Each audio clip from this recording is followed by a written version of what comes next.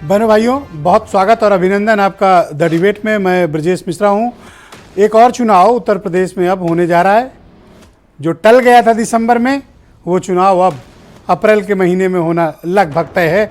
नगर निकाय के चुनाव उत्तर प्रदेश में पिछड़ा वर्ग आयोग ने अपनी रिपोर्ट उत्तर प्रदेश की सरकार को सौंप दी और सरकार ने आज ही कैबिनेट बुलाकर उस प्रस्ताव को, आयोग के प्रपोजल्स को स्वीकार करके अग्रिम कार्रवाई के लिए बढ़ा दिया। इसका मतलब अब चुनाव अवश्यंभावी हैं और बहुत ही जल्द। आज हमारी परिचर्चा का मुख्य केंद्र बिंदु यही है। बहनों भाइयों, पिछड़ा वर्ग आयोग ने अपनी रिपोर्ट उत्तर प्रदेश के मुख्यमंत्री योगी आदित्यनाथ को कल देर शाम सौंप दी। रिपोर्ट मिलते ही उत्तर प्रदेश की सरकार ने आज कैबिनेट की आपात बैठक बुलाकर रिपोर्ट को मंजूरी दे दी। सामान्य तौर पर मंगलवार को कैबिनेट की बैठक होती है, लेकिन इस बार चूंकि आयोग ने कल रिपोर्ट सौंपी थी, लिहाजा उसके लिए एक आकस्मिक बैठक बुलाकर अप्रूवल दे दी गई और आज प्रस्ताव को स्वीकार कर लिया गया। दिसंबर के अंतिम सप्ताह में जब ये पूरा विवाद सामने आया था, पिछड़ा वर्ग के आरक्षण के मुद्दे को लेकर इलाहाबाद हाईकोर्ट की लखनऊ खंडपीठ ने सरकार के फैसले के खिलाफ आदेश दिया था। सरकार सुप्रीम कोर्ट गई, लेकिन तब तक आयोग के गठन की अधिसूचना जारी हो चुकी थी। मामला अभी भी सुप्रीम कोर्ट में चल रहा है, लिहाजा सरकार कोई अकेले फैसला नहीं कर सकती। सुप्रीम कोर्ट को इसके स्टेटस को के बारे में, यथास्थिति के बारे में या पिछड़ा वर्ग आयोग की रिपोर्ट के बारे में सरकार को जानकारी देना पड़ेगा, सुप्रीम कोर्ट से क्लियरेंस लेनी पड़ेगी। लेकिन अब वो माना जा रहा है कि फॉर्मेलिटी है, क्योंकि पिछड़ा वर्ग आयोग की जो रिपोर्ट है, ये उम्मीद की जा रही है कि ये रिपोर्ट में कोई विवाद नहीं होगा और रिपोर्ट सभी कानूनी पहलुओं को, सभी संवैधानिक आरक्षण के पहलुओं को दृष्टिगत रखते हुए बनाई गई होगी। क्यों ऐसी उम्मीद की जा रही है? क्योंकि ये हाईकोर्ट के एक रिटायर्ड जस्टिस की अध्यक्षता में आयोग गठित किया गया था। तो कब चुनाव होंगे, पहला सवाल आता है आम आदमी के मन में। उनके मन में जो कैंडिडेट हैं, उन्हें जिन्हें चुनाव लड़ना है, उन्हें जिन पॉलिटिकल पार्टियों को चुनाव लड़ाना है। यानी एक बार फिर से पिटारा खुल गया। दिसंबर में जो लोग अपनी दुकान समेट कर घरों पर बैठ गए थे कि अब चुनाव अभी नहीं होगा, उन प्रत्याशियों को अब निकलने का वक्त आ गया है। क्यों आ गया है? क्योंकि सरकार ने कल रिपोर्ट मिली और आज ही कैबिनेट बुला ली। इसका मतलब कि सरकार के इरादे साफ हैं। सरकार चुनाव कराने के लिए तैयार है और सरकार जल्दी चुनाव चाहती है। राजनीति और मीडिया में एक्शन से ही चीजें पकड़ी जाती हैं। तो एक्शन क्या हुआ? कल देर शाम में क्या हुआ? रिपोर्ट सौंपी गई। उसका आज क्या परिणाम हुआ कि आज सवेरे ही कैबिनेट की बैठक बुलाकर इसकी अप्रूवल, अब सुप्रीम कोर्ट पे एफिडेविट लगेगा, राज्य निर्वाचन आयोग के पास चीजें जाएंगी, नगर विकास विभाग इस पर आपत्तियां मांगेगा। उन आपत्तियों का निस्तारण होते ही फाइनल लिस्ट जारी हो जाएगी कि कौन सा वार्ड आरक्षित है, कौन सा अनारक्षित है, कौन सी नगर निकाय आरक्षित हैं, कौन सी अनारक्षित हैं, कौन से नगर निगम और कौन सी नगर पंचायत। 17 नगर निगमों में और करीब 200 नगर पालिकाओं में और 500 से ज़्यादा नगर पंचायतों में चुनाव, ये शहरी सरकार का चुनाव है। ये चुनाव भारतीय जनता पार्टी और अपोजिशन के लिए बड़ा प्रतिष्ठापरक है, लेकिन इन चुनावों में हमेशा आधिपत्य भारतीय जनता पार्टी का रहा है। शहरों में उसका जो विशाल वोट बैंक है, वो उसको इस बात के लिए इंश्योर करता है कि निकाय में बीजेपी का कब्जा रहे। अपोजिशन की सरकारों में भी बीजेपी का कब्जा यहाँ रहता था, लिहाजा अब तो उनकी अपनी सरकार है, वो भी रिपीट हुई है, दूसरी बार की सरकार है। लिहाजा बीजेपी बहुत कड़ा मुकाबला देने जा रही है। अपोजिशन की क्या तैयारी होगी? अब जब आज प्रपोजल्स एक्सेप्ट हो गए हैं, तो जाहिर सी बात है कि लोकसभा चुनाव के पहले अब अपोजिशन और सत्तारूढ़ दल दोनों को भी अपने अपने कार्यकर्ता और अपनी तैयारियों को पूरा करना पड़ेगा, क्योंकि शहरी निकायों को चुनाव को किसी ने हल्के में लिया तो उसके लिए 2024 के चुनाव यानी आगामी लोकसभा चुनाव भारी और बहुत भारी पड़ेंगे। ये एक तरह का एसिड टेस्ट है। एसिड टेस्ट किसके बीच है? सत्तारूढ़ दल और अपोजिशन के बीच। जिन्हें यह लगता है कि बीजेपी की लोकप्रियता कम हुई है, जिन्हें यह लगता है कि बीजेपी नीचे आएगी, या जिन्हें भी लगता है कि दूसरे मुद्दे ज़्यादा हावी हैं, महंगाई, बेरोजगारी और दूसरे मसले, इसमें टेस्ट भी हो जाएगा। और आज इत्तेफाक से उत्तर प्रदेश में आज ही के दिन पिछले वर्ष चुनाव के नतीजे आए थे। कब? 10 मार्च को, और आज 10 तारीख है। 1 साल पूरा हो गया। यानी सरकार के कार्यकाल को मैंडेट पाए 1 ईयर कंप्लीट, आज 1 साल हो गए और इसी 1 साल में अब सरकार को निकाय की चुनौती का सामना भी करना है। क्या परिणाम होंगे ये भविष्य के घर में बहनों भाइयों, लेकिन उत्तर प्रदेश में हर चुनाव बहुत ही दिलचस्प होते हैं और ये तो गली चौराहे और नुक्कड़ का चुनाव है।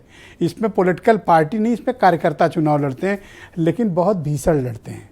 ये पार्टी आइडियोलॉजी से कई बार हटकर भी ये चुनाव होता है, लेकिन ये चुनाव शहरी क्षेत्रों में बड़े लोकप्रिय होते हैं और प्रत्याशी और पॉलिटिकल पार्टी जैसे जैसे करतब करते हैं इस चुनाव में, ये भी बड़ा दिलचस्प है।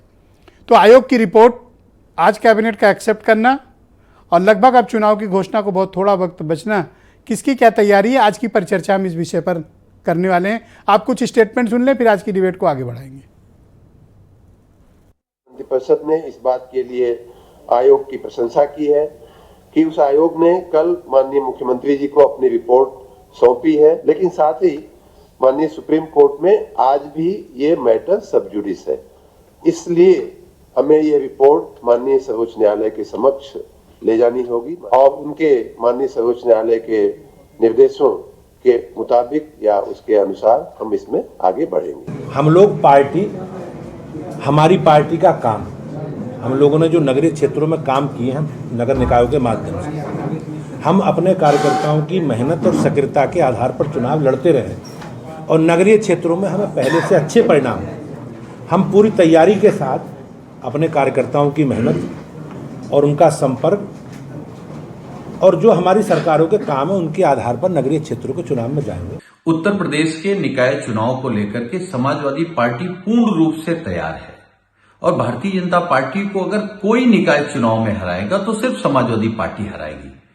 लेकिन जो सवाल पहले समाजवादी पार्टी ने उठाया था कि भारतीय जनता पार्टी पिछड़ों का हक छीनना चाहती है, भाजपा पिछड़ा विरोधी है, दलित विरोधी है। जब कोर्ट की फटकार के बाद अंततः चुनाव हो रहे हैं तो कहीं न कहीं उत्तर प्रदेश में जो संदेश है वो भारतीय जनता पार्टी को हराने का है।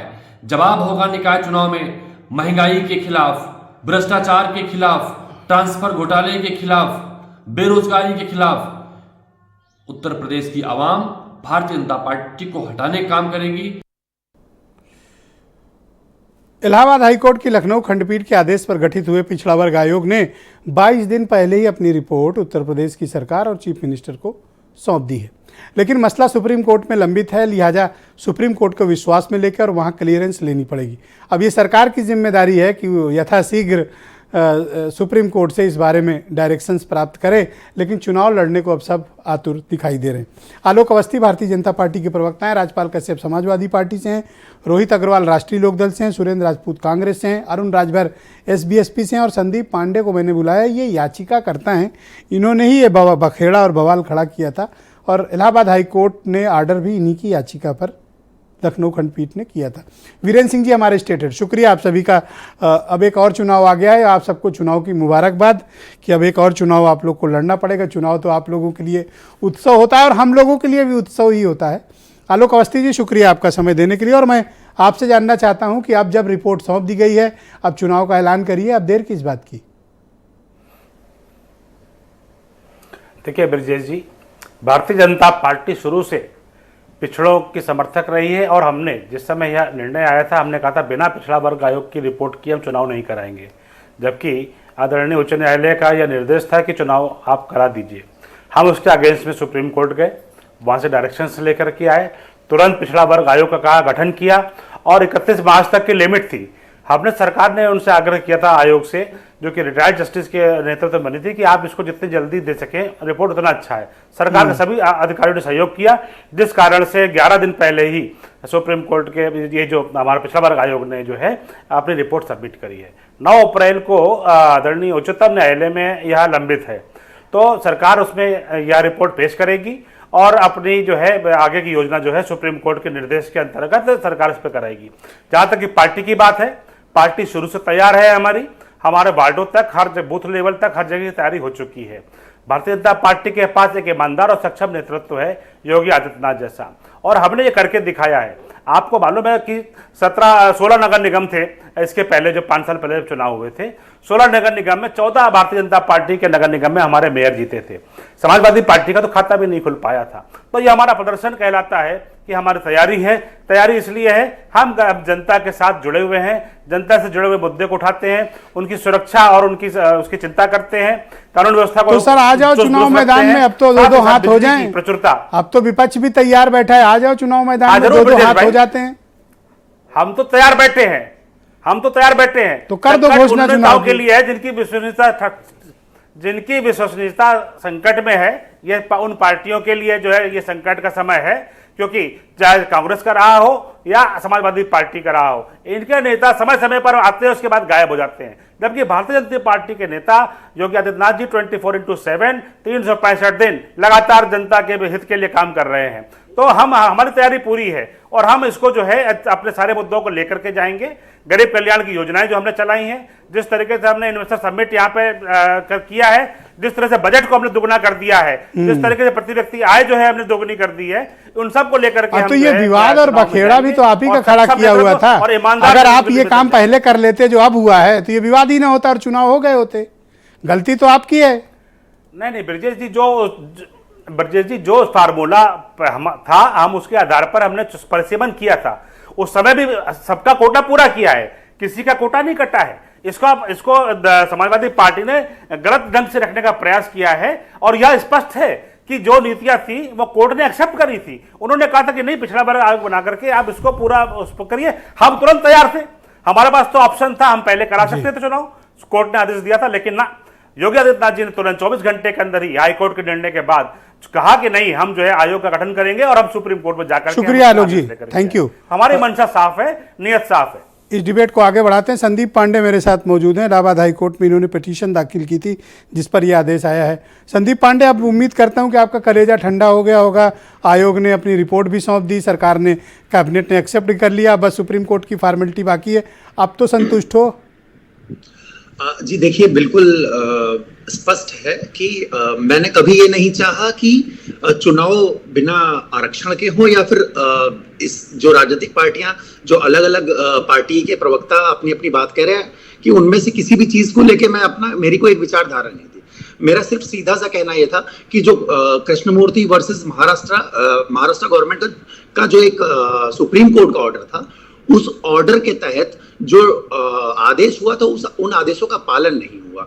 और अभी हाल में आप देखेंगे तो उसके बाद बिहार के इलेक्शन हुए, उसके बाद महाराष्ट्र में इलेक्शन हुए, उसके बाद कर्नाटक में हुए, मध्य प्रदेश में, हर जगह ये स्थिति बनी रही। अभी आपकी क्या ओपिनियन है? अब जब आयोग ने अब ग्राउंड सर्वे कर लिया, जिलों में जाके सर्वे कर लिया, अपनी रिपोर्ट सौंप दी, अभी आपको संतुष्टि है या अभी भी आपकी कुछ आपत्तियां शेष रह गई? नहीं, देखिए, बिल्कुल सही चीज है। अगर सर्वे हुआ है और एक डेडिकेटेड आयोग ने अपना काम करके आरक्षण तय किया है, तो बिल्कुल बहुत अच्छी चीज है। दरअसल एक छोटी सी चीज मैं कहना चाहूंगा, कोर्ट ने भी एक चीज बहुत क्लियर किया था कि ओबीसी क्लास और ओबीसी कास्ट में बहुत फर्क होता है। आप पॉलिटिकली पिछड़े हो सकते हैं, मगर जरूरी नहीं है कि आप जो है बाय कास्ट आप पिछड़े हो। मतलब जैसे ओबीसी वर्ग में 74 से ज्यादा जातियां उत्तर प्रदेश में आती हैं, उनमें से कुछ 7-8 जातियां ही ऐसी हैं जो लगातार ओबीसी आरक्षण का लाभ उठाती रही हैं। बाकी अन्य जातियों को ओबीसी में कभी उनको राजनीतिक प्रतिनिधित्व ही नहीं मिल पाया। तो सिर्फ हमारी जो बात थी वो सिर्फ इतनी सी थी कि अगर ओबीसी आरक्षण, पांडे जी आप जबरदस्ती का बवाल खड़ा कर रहे हो। आपसे क्या मतलब किस ओबीसी को आरक्षण मिल रहा है, किसको नहीं मिल रहा है? आप जबरदस्ती इसकी टेक्निकलिटीज में घुस रहे हो। अरे संवैधानिक काम है, आप कानूनी बाधा उत्पन्न करने की कोशिश कर रहे हो चुनाव में। बिल्कुल सही, आप बिल्कुल सही बात करें, मगर इसके लिए हमें अपना संविधान पढ़ना पड़ेगा कि जो आर्टिकल 243T है, जिसमें हमें आरक्षण के बारे में, शैक्षिक आरक्षण के बारे में जहां पे बात हुई है, या फिर जो 16(4) है उसके बारे में हमें पढ़ना पड़ेगा, जहां पे मौलिक अधिकारों का जिक्र है और जहां पे अन्य पिछड़ा वर्ग को आरक्षण दिया गया है। वहां पर सिर्फ सरकारी नौकरियों में आरक्षण की बात हुई है। देखो, मैं आरक्षण पे जा ही नहीं रहा, मैं आपसे पूछ रहा हूं कि अभी जो स्थिति है कि आयोग ने रिपोर्ट दी, कैबिनेट ने एक्सेप्ट की, अभी तो अब तो आपको कोई ऐतराज नहीं है? नहीं, बिल्कुल ऐतराज नहीं है, बहुत अच्छी बात है। और मैं तो सरकार की प्रशंसा करता हूं कि सरकार ने बहुत डेडिकेटली काम किया और अब लगे हाथ दो व्यक्तिगत चीजें हैं, उनका जवाब दे दो, क्योंकि आज बहुत सही मौका है। आपके पहले मैंने आपको नहीं बुलाया था, आज इसलिए बुलाया क्योंकि आयोग ने रिपोर्ट दे दी। आप किसी पॉलिटिकल पार्टी से ताल्लुक रखते हैं, आप या आपके परिवार का कोई व्यक्ति? नहीं, किसी पॉलिटिकल पार्टी से कोई ताल्लुक नहीं रखते हैं। बीजेपी का कहना है कि आप समाजवादी पार्टी में थे या आपके फैमिली से कोई था? नहीं, ऐसा कुछ भी नहीं है।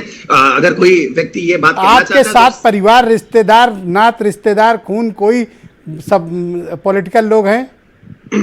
देखिए ऐसा है ना कि मैं आपसे जिनके इंटरेस्ट के लिए आप ये पिटीशन लेके गए, ऐसे आरोप आपके ऊपर लगे?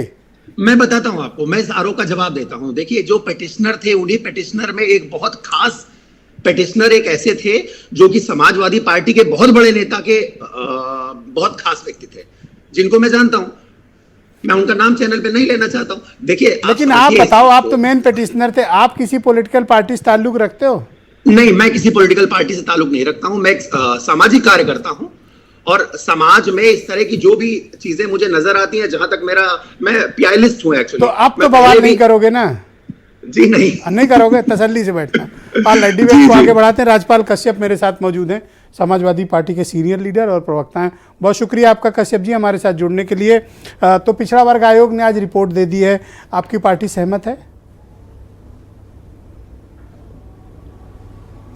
देखिए रिपोर्ट दे दी है, अब रिपोर्ट के तो क्या दिया है, और रिपोर्ट पिछड़ा वर्ग आयोग जो आयोग निष्पक्षता और स्वतंत्र संस्था है, उस आयोग की बीजेपी ने हालात क्या बना दी, उनको जूते उतार के जाना पड़ा। ये पिछड़ों का सम्मान है। जब पिछड़े वर्ग आयोग की सम्मान नहीं हो सकता बीजेपी की नज़र में, तो पिछड़ों की क्या हालत, जिनको हक अधिकार पिछड़ों को देना है और जो पिछड़ों की हालात पे रिपोर्ट दे रहे हैं, उनकी हालत खराब कर दी, तो बीजेपी से क्या उम्मीद की जाएगी पिछड़ों के बारे में? बीजेपी ने जब रिपोर्ट के कंटेंट से या रिपोर्ट तैयार करने की प्रक्रिया से आप सहमत हैं? अब जूता चप्पल तो हमने देखा नहीं, गिना नहीं, अब आपने कहा है तो एक बारी देख लेंगे वो भी। पर ये बताओ, रिपोर्ट का जो कंटेंट होगा या आयोग की जो प्रक्रिया है, वो आपको स्वीकार है या नहीं? नहीं, देखिए आयोग की प्रक्रिया या रिपोर्ट है, रिपोर्ट तो जब सार्वजनिक होगी तब चीज़ें आएंगी सामने। दूसरी बात, मैं भी गया था पूर्वांचल के दौरे पे, मैंने कई नगर निगमों में जो जाति जनगणना को लेकर नगर निगम और नगर पंचायत और नगर पालिकाओं में भी बैठकें हुई, संगोष्ठियाँ हुई, उनमें मैंने पूछा, कोई व्यक्ति आपके यहाँ पूछने आया, अधिकारी जाति जनगणना के लिए जो ओबीसी की गणना होनी है उसके लिए कोई आया? किसी के घर तो गया नहीं। अब उन्होंने कैसे आंकड़े तथ्य जुटाए हैं, क्या किया है, अब ये तो रैपिड सर्वे कर डाला जल्दी, तो जब आरक्षण रैपिड सर्वे किया है ना? नहीं, वही नहीं, रैपिड सर्वे किया, लेकिन जो माननीय सुप्रीम कोर्ट ने कहा था, ट्रिपल टेस्ट की बात कही थी, और जो कहा था कि पूरे उनके सामाजिक, शैक्षिक, आर्थिक सभी स्थितियों का से लेकर सबका एनालिसिस होना था। तो समाजवादी पार्टी पिछड़ा वर्ग आयोग की जो रिपोर्ट उत्तर प्रदेश की सरकार को सौंपी गई, उससे सहमत, असहमत, या अभी आप इस पर कुछ, आपका स्टैंड क्लैरिटी नहीं? नहीं, रिपोर्ट तो जब सार्वजनिक होगी, या रिपोर्ट जब पॉलिटिकल पार्टियों को भी दी जाए, तभी तो कोई बता सकता है क्या उन्होंने क्या लेकिन आपको रिपोर्ट तैयार किए जाने की प्रक्रिया आपको ट्रांसपेरेंट दूसरी नहीं, ट्रांसपेरेंट क्या, आप किसी प्रक्रिया में मैंने तो खुद कहा स्वयं कि कहीं कोई पूछने तो कर्मचारी गया नहीं, ना कोई किसी कर्मचारी किसी के दरवाजे गया पूछने, और क्या आधार था उनका ये आंकड़े जुटाने का। और बीजेपी तो सदैव पिछड़े विरोधी काम करती रही है, और उनकी मानसिकता प्रदर्शित हो गई, इसी से प्रदर्शित हो गई पिछड़ा विरोधी। जब ऐसा दबाव है उनके ऊपर कि जूते चप्पल उतार के जाने पड़ रहे हैं। बताइए पिछड़े वर्ग आयोग की क्या इज्जत बेइज्जती की है इन लोगों ने। पांडे जी पिछड़ों की लड़ाई लड़ रहे हैं, देखो बड़ी बात है भाई जी, कि पांडे जी पिछड़ों की लड़ाई लड़ रहे हैं, इनका तो शुक्रिया आप लोग। पिछड़ों की लड़ाई ये हैबिचुअल पीआईएल वाले बता रहे हैं मिश्रा जी, पिछड़े दलित वादा किए कि आप बवाल नहीं करेंगे आगे। नहीं, देखिए ओके, मैं सुरेंद्र राजपूत को ब्रजेश आमंत्रित जी, करता हूं, उत्तर प्रदेश कांग्रेस ब्रजेश के प्रवक्ता। जी, thank you Kashyap ji, debate के दूसरे जी, चरण में आपके बाकी विचार सम्मिलित करेंगे। Please wait. सुरेंद्र जी, शुक्रिया आपका। चुनाव तो अब बस घोषणा होने में थोड़ा ही वक्त बाकी है, बस सुप्रीम कोर्ट में काउंटर एफिडेविट गया, डिटेल गई और चुनाव घोषित है। आपको घबराहट तो नहीं हो रही है मुकाबला करने में? ब्रजेश भाई, कहते हैं ना कि लश्कर भी तुम्हारा है, सरदार तुम्हारा है, और तुम झूठ को सच लिख दो, अखबार तुम्हारा है। और इस दौर के फरियादी जाएं तो कहाँ जाएं, सरकार तुम्हारी है, दरबार तुम्हारा है। ये पिछड़े वर्ग आयोग की जो रिपोर्ट है, आप जरा हमको सिर्फ एक बात बता दीजिए, पूरे जिलों से एक सूचना लेकर के, किस जिले में गए पिछड़ा आयोग वर्ग के लोग, कहाँ चप्पल उतार के गए थे, कहाँ बगैर चप्पल उतारे गए पिछड़ा वर्ग आयोग के लोग, कहाँ रात में इन्होंने रिपोर्ट दी, सुबह की सुबह कैबिनेट में उसकी क्या नाम, वो अधिसूचना भी मतलब उन्होंने एक्सेप्ट भी कर ली। इस रिपोर्ट पर कोई जनता की आपत्ति हुई या नहीं हुई, इस रिपोर्ट को प्रकाशित किया गया, ये एक संवैधानिक प्रावधान है। क्या ये होगा? आने वाले टाइम में आपत्तियां मांगी जाएंगी सर। अगर सरकार ने एक्सेप्ट कर ली है, अगर कैबिनेट ने मंजूर कर ली है, तो मेरे ख्याल से उससे पहले इसको रखा जाना चाहिए था। कैबिनेट ने मंजूरी दे दी। कैबिनेट ने, मैंने आज तक कोई रिपोर्ट ऐसी नहीं देखी जिसमें सब चप्पल उतार करके पिछड़े वर्ग के लोग जाएं, बेचारे नंगे पैर जाएं महाराज के दरबार में, और उसके बाद फिर वो गंगा जल से भी धुला जाएगा, शायद हो सकता है, जैसे पहले धुला गया था। तो वो जाएं और रात में रिपोर्ट दें। किसी अधिकारी ने पढ़ी नहीं पढ़ी, क्या हुआ क्या नहीं हुआ, सुबह वो कैबिनेट में अप्रूव भी हो गई। आपको लगता है कि रात भर में वो रिपोर्ट पढ़ करके मुख्यमंत्री जी के संज्ञान में ला करके सुबह अप्रूव भी हो गई वो? तो मुझे इन सारी चीजों में जब आप रिपोर्ट को देखते हैं तो कहीं ना कहीं सिर्फ और सिर्फ आई वॉशिंग लगती है कि एक इन्होंने जेबी आयोग बनाया, ऐसे लोगों का आयोग बनाया जो नंगे पैर मुख्यमंत्री जी के कार्यालय में जाते हैं, और सारे वहां के जो चाहे ए.के. शर्मा जी हो, चाहे योगी जी हो, चाहे कोई हो, सब चप्पल जूता पहने हुए हैं। पिटिशनर संतुष्ट है ना, तो आपको क्या प्रॉब्लम है? मुझे पिटिशनर से, मैं जानता नहीं हूं पिटिशनर साहब को, और पिटिशनर साहब की अपनी वो है, हम राजनीतिक लोग हैं, वो गैर राजनीतिक लोग हैं, उनका अपना विषय है, हमारा अपना विषय है। सच बात यह कि हम उनसे थोड़ी झगड़ा करना है हमको, हम तो शासन सत्ता से सवाल करेंगे, और शासन सत्ता में जो कमियां होंगी उसको हम उद्धृत करेंगे। अगर शासन सत्ता हमारी उन कमियों का संज्ञान लेकर के उनको ठीक करता है तो निश्चित रूप से आगे जाएंगे। यहां पर आज चुनाव की बात नहीं हो रही, बात यह हो रही है रिपोर्ट की। क्या पिछड़े वर्ग की रिपोर्ट दिया जाना नंगे पैर जरूरी था? आप बताइए। आपका मुद्दा नंगे पैर वाला नहीं, आप ओबीसी की आपने घनघोर बेइज्जती की है, इसमें कहीं कोई दो राय नहीं। सारी ओबीसी कास्ट की घनघोर बेइज्जती की है। अब क्या गंगाजल से भी धुलवाएंगे? रिपोर्ट के मसौदा मसला है कि जूता चप्पल मसौदा है? सारा मसला है। देखिए, किसी भी आदमी को ब्रजेश भाई, अगर आपको उसको मानसिक रूप से दबाना है तो पहले उसको जूता चप्पल उतरवा दीजिए, वो पहले ही मानसिक रूप से दब जाएगा। दूसरा, फिर मसौदा क्या देगा? मसौदे की तो बात साफ हो रही है कि रात में जो मसौदा दिया उन्होंने और सुबह कैबिनेट ने अप्रूव कर दिया।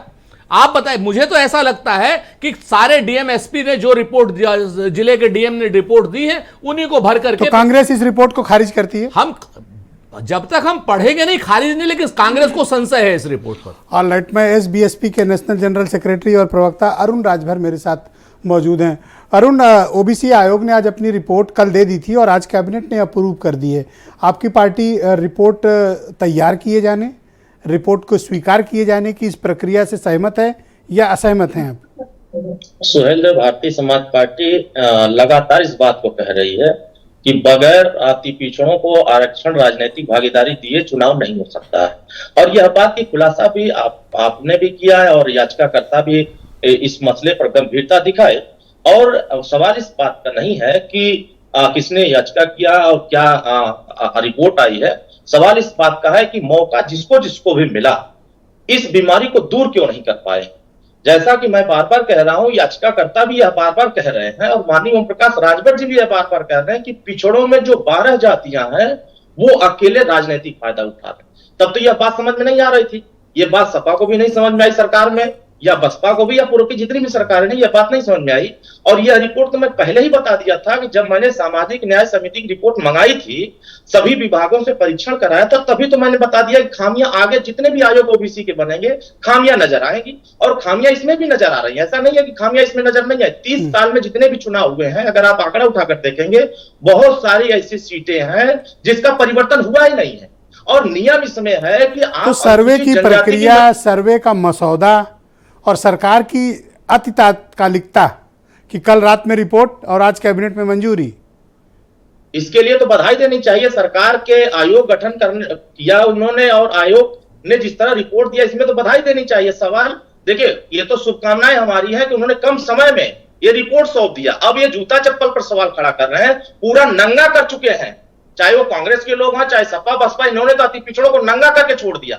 अगर ये सामाजिक भागीदारी दिए होते, राजनीतिक भागीदारी दिए होते, तो लोक सेवा आयोग का अध्यक्ष आपको एतराज किस बात का है कि किस मसले पर आपका एतराज है? थोड़ा कंफ्यूजन हो रहा है। भाजपा की चाटुकारिता करनी है, भाजपा के सुरेंद्र जी बीच में मत बोलिए, सुरेंद्र जी बीच में नहीं, सुरेंद्र जी बीच में नहीं, अपनी बारी में बोलिए ना सुरेंद्र जी, गलत बात, पहला राउंड है, कोई इंटरप्शन नहीं चाहिए। ठाकुर जाति का होकर के ये बैकवर्ड नहीं थे, ठाकुर जाति के होकर के मंडल कमीशन लागू करते हैं। अब पूरे ठाकुर समाज के लोगों ने और बैकवर्ड लोगों के हित में काम। अरे क्या जातिगत बातें करना, हम लोगों को मुद्दे पर रहिए, ओबीसी की बात करिए। तो आपको लगता है कि ओबीसी को हक और न्याय मिल जाएगा? अब नहीं, मैं कह रहा हूं अभी नहीं मिल सकता। जब तक सामाजिक न्याय समिति की रिपोर्ट लागू नहीं होगी तब तक वास्तविक सामाजिक न्याय अति पिछड़ों के साथ नहीं होगा, और जो मजबूत जातियां होंगी वही मजबूती से आरक्षण का लाभ उठाएंगी, जो कमजोर जातियां हैं वो राजनीतिक फायदा नहीं उठा पाएंगी। इसलिए कि ये दोनों मसौदे को एक, अरे अब चुनाव हो जाने दो, क्यों अड़ंगेबाजी कर रहे हो भाई? जब आयोग ने रिपोर्ट दे दी तो अब चुनाव होने दो, आ जाओ, दम हो तो निपट लो, दो हाथ कर लो। नहीं तो करने के लिए तैयार है। अरे आ जाओ मैदान में, हम तो मैदाने जंग, मैं तो आज से नहीं, चुनौती दो सुरेंद्र राजपूत को। मैं लगातार काम कर रहा हूं, हमारी पार्टी कार्यकर्ता, हमारे लोग लगातार नगर निगमों में कार्यक्रम कर रहे हैं। डिबेट के दूसरे चरण में आपके बाकी विचारों को मैं सम्मिलित करूंगा। मैं थैंक यू, शुक्रिया। लोग एसी कमरा में बैठ के राजनीति कर रहे हैं, जीतने की ताक ठोक रहे हैं, हम मैदान में जाकर कार्यक्रम चला रहे हैं। शुक्रिया। रोहित अग्रवाल मेरे साथ मौजूद हैं, राष्ट्रीय लोकदल के प्रवक्ता और व्यापार प्रकोष्ठ के अध्यक्ष। बहुत शुक्रिया रोहित। आ जाओ मैदान में, अब तो आयोग ने रिपोर्ट दे दी है, आओ, पता चल जाएगा कितने पानी में हो। ब्रिजेश जी, हम तो मैदान में तब भी थे जब भारतीय जनता पार्टी उपचुनाव हारी थी, और जिस डर से भारतीय जनता पार्टी ने ये चाल चली थी चुनाव टालने की। नहीं बिल्कुल, और किसके डर से भाई? उपचुनाव तो हम ही जीते थे ना भाई, एक सीट सपा जीती थी, एक सीट हम जीते थे, एक सीट लूट ली गई थी। तो कुल मिला के हमारे ही डर से तो डेफिनेटली जो है भारतीय जनता पार्टी ने ये चुनाव टाले थे। तो देखिए, भारतीय जनता पार्टी ने करीब मिड ऑफ जनवरी में जो है ये आयोग बनाया था, तो करीब अभी रिपोर्ट आ गई, बीच में एक होली भी थी, और आयोग के सारे मेंबर रिटायर्ड कहीं ना कहीं से थे, तो उसमें से कुछ लोग जो है शायद 75 साल की उम्र के आसपास के भी थे। तो आप समझ सकते हैं ब्रजेश जी कि 45 से 50 दिन के अंदर ये आयोग ने 75 जिलों का क्या सर्वे किया होगा, कैसे सर्वे किया होगा, ये तो मुझसे बेहतर आप समझ सकते हैं, जनता समझ सकती है, जो आपके दर्शक या सुन रहे होंगे मुझे, तो समझ सकते हैं 75 जिलों के अंदर सर्वे होना था। अब समस्या तो आपका कहना है कि 45 दिनों में 75 जिले का सर्वे कैसे हो गया? कैसे हो गया मतलब ये मैकेनिज्म समझना है मतलब, हाँ मतलब ये मैकेनिज्म मुझे कोई समझा दे तो मैं रिपोर्ट देखे बिना ही मैं रिपोर्ट के ऊपर मोहर लगवा दूं।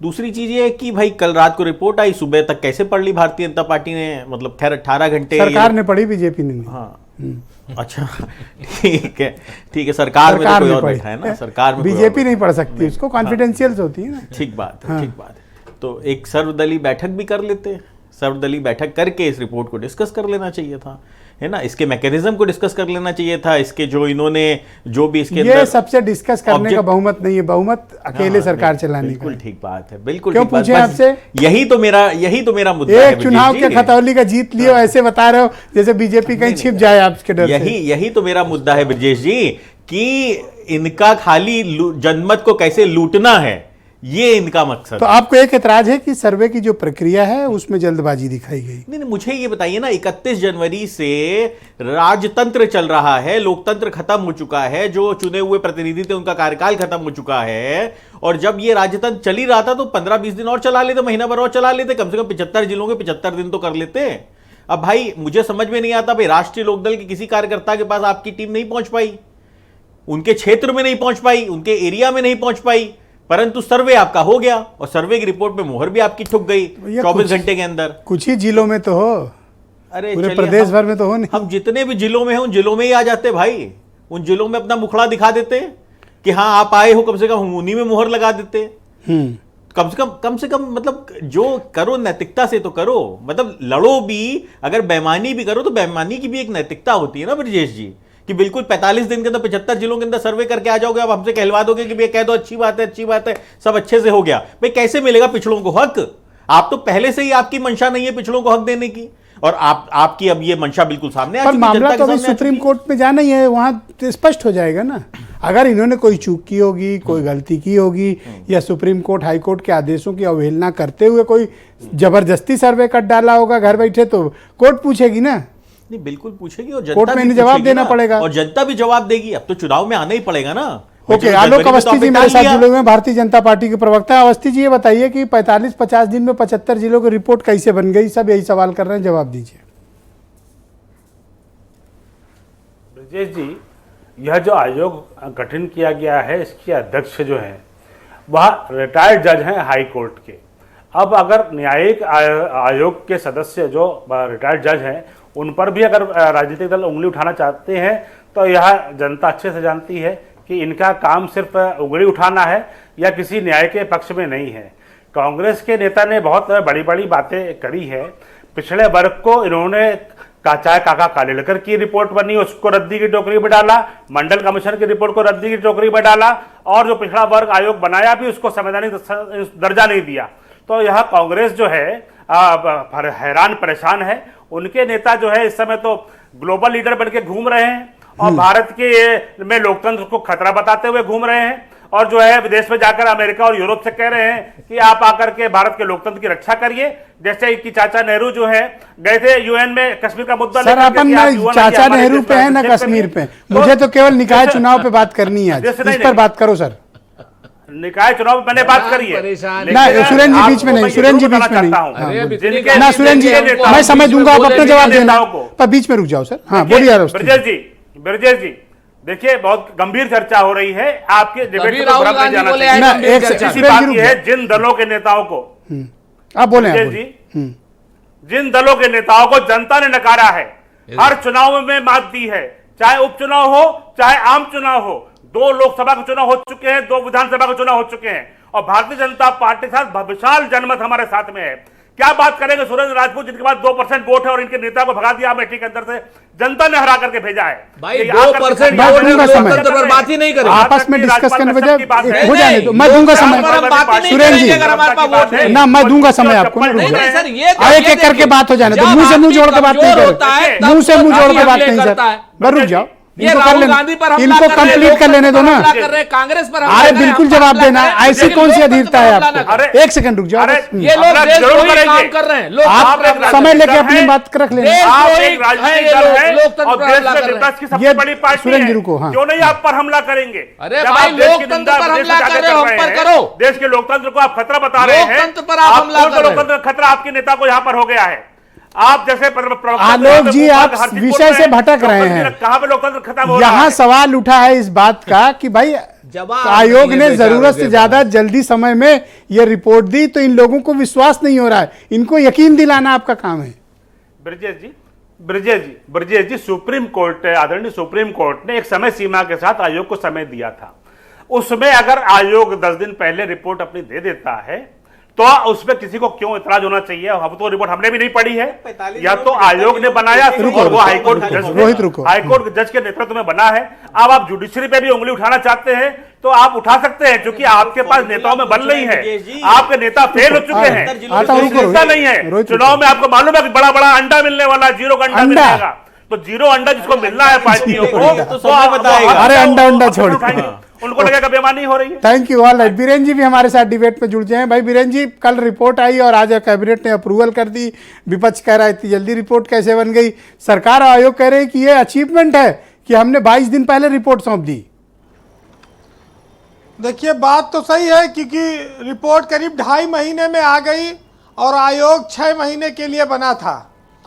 तो आयोग को सुप्रीम कोर्ट ने मोहलत दी थी कि 31 मार्च तक आप अपनी रिपोर्ट पेश करिए, और ऐसे में ये जो रिपोर्ट आई है इससे अब परिसीमन बहुत बदल जाएगा, आरक्षण बहुत बदल जाएगा।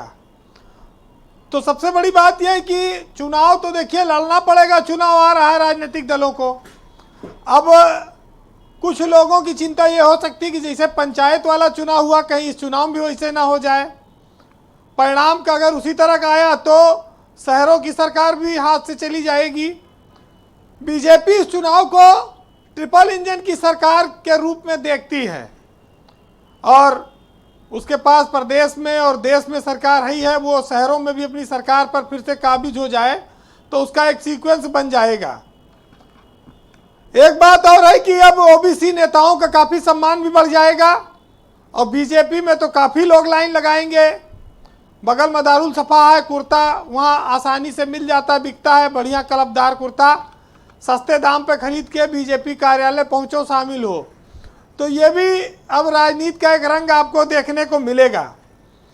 अब बात आती है कि निकाय चुनाव जब शुरुआत हुई थी तो जिन लोगों ने वो परसीमन जारी किया था, जिन अफसरों ने, अब वही अफसर दोबारा से नया परसीमन जारी करेंगे। अफसर वही है, समीकरण सब बदल जाएगा।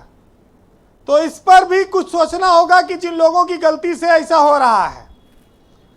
एक और ऐतिहासिक बात आपको ध्यान देनी होगी कि लखनऊ और कानपुर जैसे जो नगर निगम है बड़े, जो अपने जन्म से लेकर आज तक कभी आरक्षित नहीं रहे, इस बार क्या उनका परसीमन बदलेगा, ये बड़ी रोचक बात होगी और इस पर लोगों की निगाह लगी हुई है। क्योंकि देखिए गली मोहल्लों में, शहरों में काफ़ी होर्डिंग पोस्टर पर नुकसान युवा नेता और लोग कर चुके हैं। कई लोगों ने शादी ब्याह तय कर लिया था कि अगर महिला सीट हो गई तो बहू को लड़ा देंगे, लड़के की शादी तय कर लो। उस चक्कर में लेकिन जब कोर्ट चला गया मामला तो ये मामला हो गया लेट। अब इस बदलाव में अगर सीट चली गई, शादी उधर तय हो गई, सस्ती मद्दी, तो दोनों तरफ से धोखा ना हो जाए, ये भी एक आशंका है। बड़ा कॉम्प्लिकेटेड मसला है। हाँ, दूसरा चुनाव गर्मी में होगा। चुनाव होना है मई जून में, गर्मी रहेगी तो प्रत्याशियों को पानी पिलाओ के लिए भी व्यवस्था इंतजाम करना पड़ेगा। उसकी खपत भी थोड़ी कम हो जाएगी क्योंकि सर्दियों में उसकी खपत ज़्यादा होती है, गर्मी में कम, उसकी खपत कम होगी। लेकिन देखिए कार्यकर्ता तो डिमांड करेगा ना भाई कि शाम का जो है थकावट मिटाने का इंतजाम तो होना चाहिए, तो वो भी एक खर्चा और बढ़ा रहेगा। लेकिन ये जरूर है कि बीजेपी ने इसी बीच एक स्नेह मिलन कार्यक्रम का नारा दे दिया और मुसलमानों को एक लालीपाप भी दिया है कि 2024 से पहले आओ मिलन कर लो। तो कुछ सबका साथ जो सबका विकास है उसमें आपका भी कुछ सहयोग हो जाए। और आयोग की रिपोर्ट के बाद अब तमाम लिटमस टेस्ट होने हैं जो ये बताएंगे कि बुंदेलखंड में जहाँ झांसी, जालौन, ललितपुर, उरई, यहाँ सब कुल 2 सीटें थी जो रिजर्वेशन से बाहर थी, बाकी पूरे बुंदेलखंड की सीटें रिजर्व हो गई थी। उनका क्या परिणाम होगा, उनका परसीमन के बाद क्या निर्णय होगा, ये बड़ा रोचक होगा देखने में। तो बहुत सारी चीज़ें ऐसी हैं कि ओबीसी समाज के लिए जब उनकी हिस्सेदारी सही रूप से तय हो जाएगी तो स्वाभाविक है कि उनकी भागीदारी बढ़ेगी और उनको ज़्यादा अवसर मिलेगा। अब ये आयोग की रिपोर्ट तो सरकार को आ गई है, अब ये कोर्ट में जाएगी 11 तारीख को यानी कल, और उसके बाद कोई डिसीजन होगा। देखिए विपक्ष के पास अवसर कम है क्योंकि वोट परसेंटेज इनका घट गया है। जी। बीजेपी तो पहले शहरों की पार्टी मानी गई, उसने शहरों पर कब्जा भी है उसका, नगर निगमों पर। अब तो उसके पास पूरी फौज है कार्यकर्ताओं की और उसके बाद सरकारी तंत्र, मशीनरी, संसाधन सब कुछ बीजेपी के साथ है। तो शहरों में बीजेपी से जीतना आसान नहीं होगा किसी भी पार्टी के लिए। या तो कोई बहुत बड़ा गठबंधन ये लोग बनाए और उसके आसार नहीं हैं। ये लड़ते अलग अलग हैं हर बार, कांग्रेस अलग लड़ेगी, सपा अलग लड़ेगी, बसपा अलग। तो ये अपना चुनाव जब इनका वोट बढ़ जाएगा तो बीजेपी बम्पर जीतेगी और लगातार आप नगर मेयर देख सकते हैं जीत रही है। जी। वैसे इस चुनाव को लेकर विपक्ष में कोई उत्साह नहीं दिखा आज, क्योंकि वो आरोप ज्यादा लगा रहे हैं चुनाव की तैयारियां कम हैं। एक साहित्यकार ने इस पर लिखा है कि अजब सी कैफियत है इन दिनों, ना खुशी है और ना कोई मलाल है। वैसे कोई वजह नहीं नाराजगी की, बस यूं ही जिस पर नाराज हुए बैठे हैं।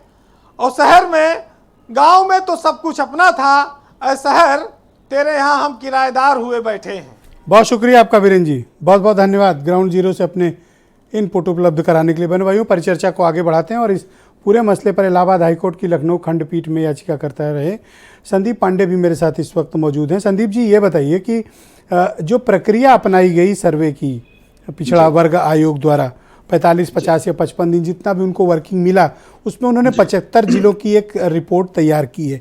क्या इतने कम समय में 75 जिलों से सर्वे रिपोर्ट मंगा लेना संभव है या प्रक्रिया क्या है, थोड़ा सा हम लोग को बताइए। देखिए, रिपोर्ट इतने कम समय में बना ली गई है।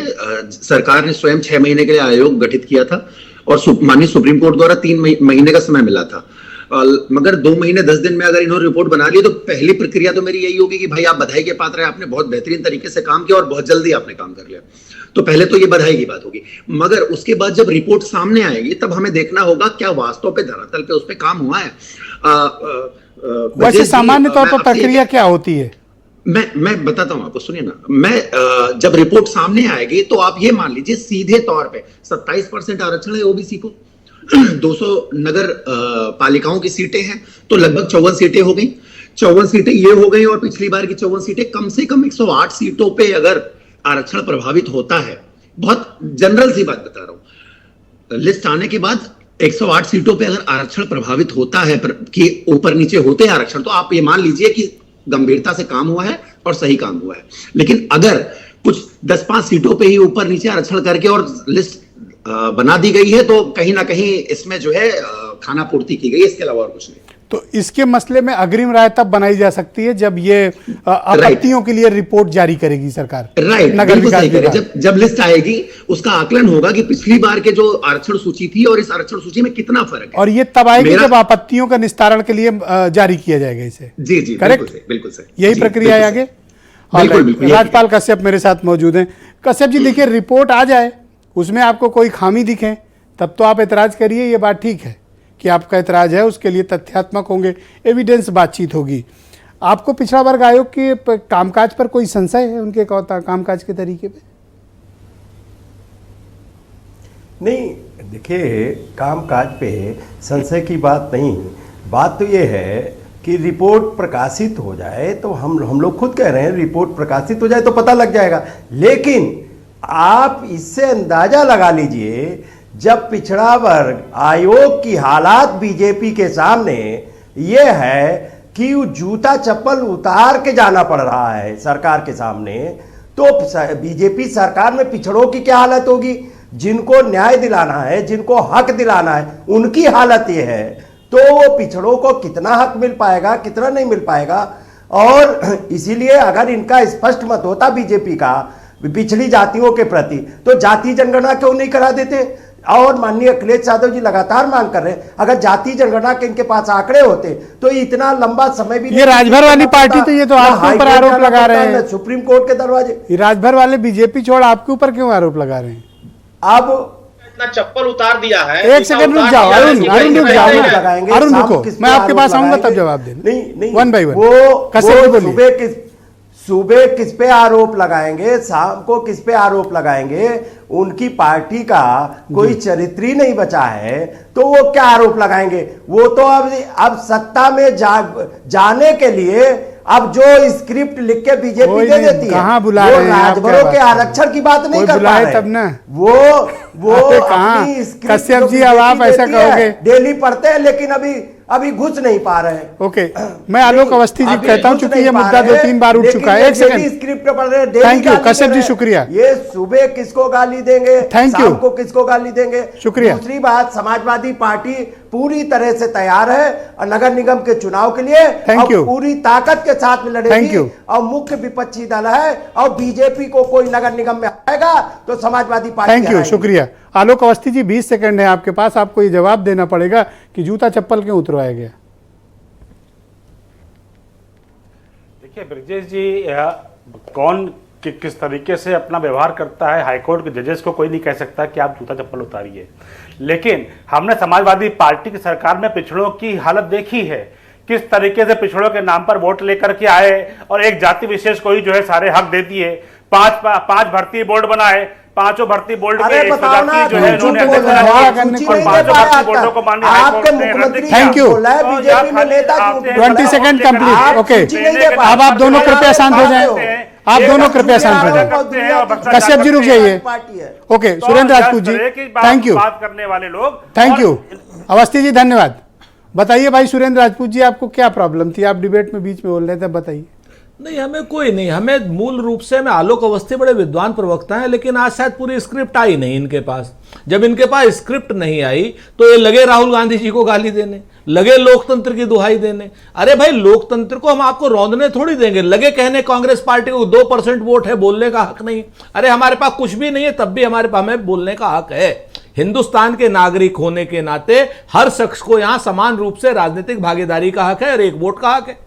आप लोग उस तरीके की जब बात करते हैं, जब आप मुद्दे पे नहीं रहते, जब आप कानून व्यवस्था पे नहीं रहते, जब आप लोकतंत्र पे नहीं रहते, जब आप लोकतंत्र की पर वो आपके शुभेच्छु हैं, आपके कम वोट परसेंटेज पर फिक्रमंद हैं। आपके हमारे बढ़ाओ। नहीं, मूल रूप से देखिए, वो जनता बढ़ाएगी, हमारी पार्टी बढ़ाएगी, हमारा दल बढ़ाएगा, राहुल गांधी जी के नेतृत्व में बढ़ाएंगे, मल्लिकार्जुन खड़गे साहब के नेतृत्व में बढ़ाएंगे। लेकिन जब भारतीय जनता पार्टी के पास कुछ नहीं मिलता, तब राहुल गांधी जी को, लोकतंत्र को ये गाली देने लगते हैं। ये अपने आप में एक बड़ा इनकी दुकान, ये जितने बेरोजगार लोग हैं भारतीय जनता पार्टी में, मंत्री हैं, ये है 37 लोग राहुल गांधी जी के ऊपर अनर्गल बात करने लगते हैं। हमारा बड़ा स्पष्ट रूप से ये कहना है कि आप विषय पर रहिए। अवस्थी जी रुक जाइए, अवस्थी जी रुक जाइए, नहीं अभी रुक जाइए। हम राहुल पे चर्चा नहीं कर रहे हैं, निकाय चुनाव। हमारा मेन मुद्दा ये है कि निकाय चुनाव पर रहिए। आप राहुल गांधी को क्यों गाली दे रहे हैं? तो आ जाओ सर, सामना करो निकाय चुनाव। भाई निकाय चुनाव में तो हम हैं, बिल्कुल। आ जाओ, दो हाथ हो जाए। उत्तर प्रदेश के अध्यक्ष श्री ब्रजलाल खाबरी जी के नेतृत्व में कांग्रेस पार्टी पूरी तरीके से आने वाले चुनाव को गंभीरता से, मजबूती से लड़ेगी और जनता हमें अपेक्षित सहयोग देगी। इतनी हमारी ओके। हाँ बताइए भाई अरुण राजभर, आप क्या बीच में बोल रहे थे? और दूसरी बात ये कि सुबह कुछ शाम को कुछ। Arun go ahead. ये जो ताल ठोक रहे हैं, इनकी हैसियत नहीं है कि अपनी जाति को, ये वैसे किसी को मत बोला करो हैसियत। हैसियत आपकी क्या है? एक काम कर लो। सुरेंद्र जी रुक जाओ, सुरेंद्र जी रुको,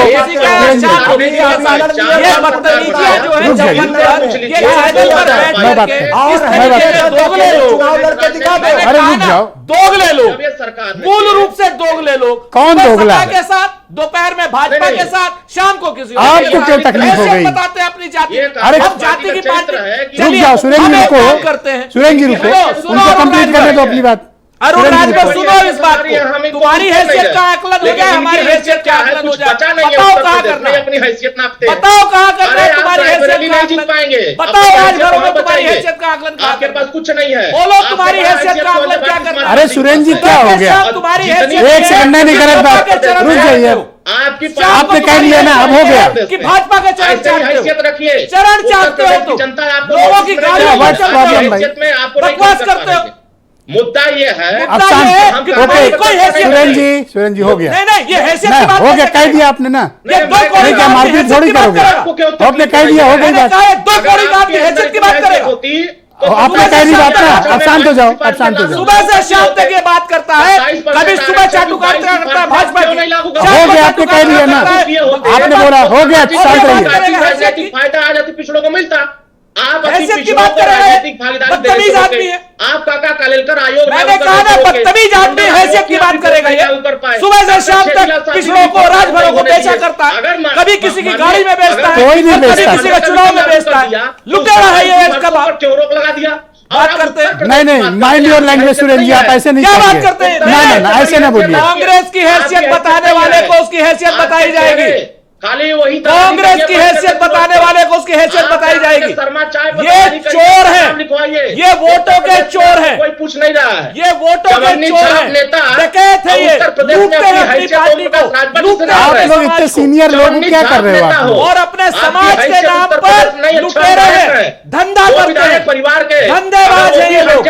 सुरेंद्र जी आपको संयम बरतना चाहिए, धंधेबाज है ये लोग। संयम बरतिए। अगर दोनों लोग संयम, हो गया, आपने कह लिया, अब कह लिया, आप शांत हो जाओ, कूल डाउन।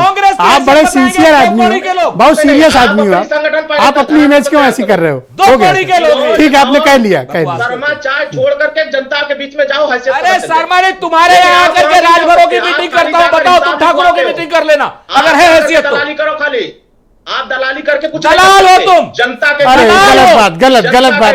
रोकिए दोनों की आवाज, दोनों की आवाज रोकिए। दोनों की आवाज, नहीं गलत बात, गलत बात। सपा की दलाली करते कैसी बातें करते हैं सुरेंद्र जी अब तो शांत हो जाओ। हमको कह रहे दलाल कह रहा है। देखो वो संदीप पांडे सर पे हाथ रख के बैठा है बेचारा, क्या करे, सर पीट रहे हैं लोग। हमें दलाल कह रहा है, हो गया, कह लिया सर सुबह आपने। से शाम तक भाजपा की दलाली कर रहा है। इससे पहले सुरेंद्र जी आप ऐसे पहले नहीं थे। टिकट बेचा करता था, इनसे बड़ा संगठन स्वयं भारतीय समाज पार्टी के पास। टिकट बेचने भाई रोहित आज यार गड़बड़ होगी। बहुत शुक्रिया, डिबेट में मैं ऐसी डिबेट करूंगा ही नहीं। आपका सबका धन्यवाद। ना लड़ाई मत करो भाई, मैं अपनी डिबेट में झंझट नहीं चाहता।